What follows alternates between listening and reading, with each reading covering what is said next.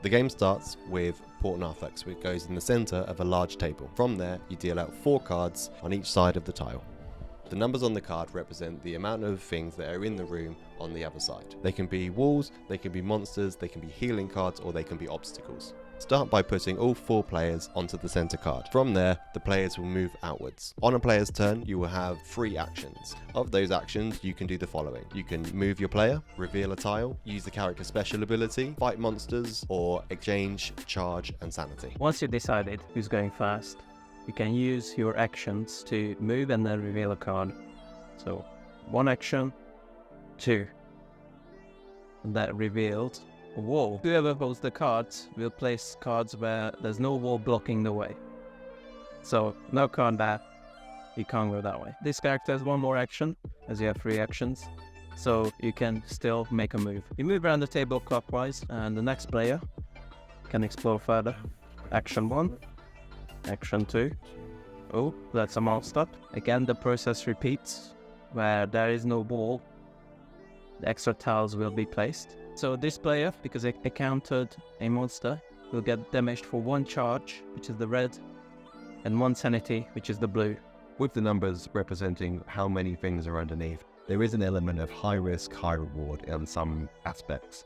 The number 1s, for example, only have a certain amount of monsters, number 2s have a higher amount of monsters, number 3 have the most amount of monsters. But it's the same also with the artifacts and the walls and so on.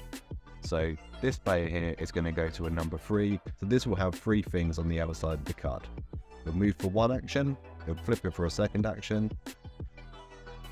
So this is a really good card for us because this icon represents healing.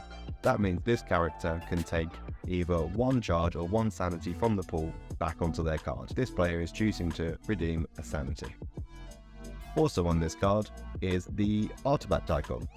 Any artifact icon you find on the cards means you have 1 artifact. Remember, the aim of the game is to collect 9 of them, and then with the player's last action, they're going to move far away as they can. So with our last character, we will move 1 action, reveal 2nd action, and that reveals an obstacle called the noise. Whenever an obstacle card reveals, you have to follow whatever is in the description box. In this instance, the noise takes away a sanity whenever we move through or stand on this tower. And for our last action, I'll move here. So now we're going to talk about player abilities. Each player has a special ability that comes in handy in very unique scenarios. So we're going to start with Grandier.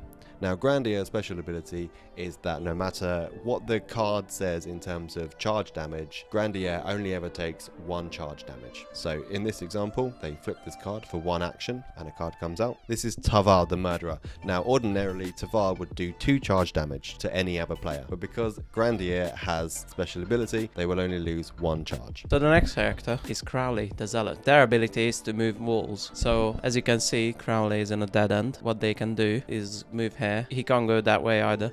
So what they do is they just turn the walls 90 degrees once per action. The third player is Faust. Faust's ability is to move other players around the ship. An example is Faust is here and Crowley is here. Faust can move Crowley to that space, but is unable to flip the card. Equally, for the next turn, Faust can then move Grandier from here to here, but Grandier would still lose the sanity damage from the obstacle. Our last character is Seimondor the Smuggler, and his special ability is to teleport to other players as an action. So for example, he can teleport to Faust, and that loses him 1 action.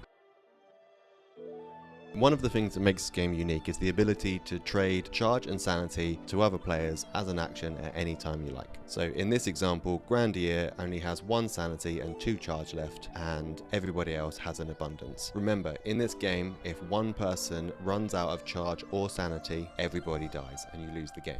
In their turn, Crowley can give 1 sanity as an action, 1 charge as an action, and have 1 action left to carry on doing whatever they please.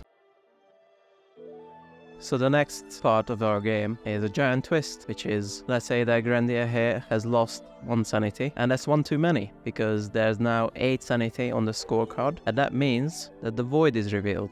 And the Void is the real main boss of this game. First thing you need to do, other than flipping the Portent Artifacts card, is count up how many artifacts are on these cards, and now you will lose those artifacts. As you will lose those cards as well. What will happen is called a temporal distortion. We'll shuffle those cards and then place them back face down, as the void has distorted space and time. You now need to reveal these cards again, collect all the artifacts, and defeat the void to win the game. So let's talk about how you win and how you lose the game. You win the game by collecting all 9 artifacts found on the cards and placing them on the artifact card. But the game isn't over until you have defeated the boss. You can lose the game 2 ways. The most common way will be if a character runs out of charge or sanity at any time. Once they have run out of charge or sanity, the whole team dies and the game is over. The second way you might lose is if team collectively loses 15 charge collected on the charge card. Once that happens, team will die and the game is over.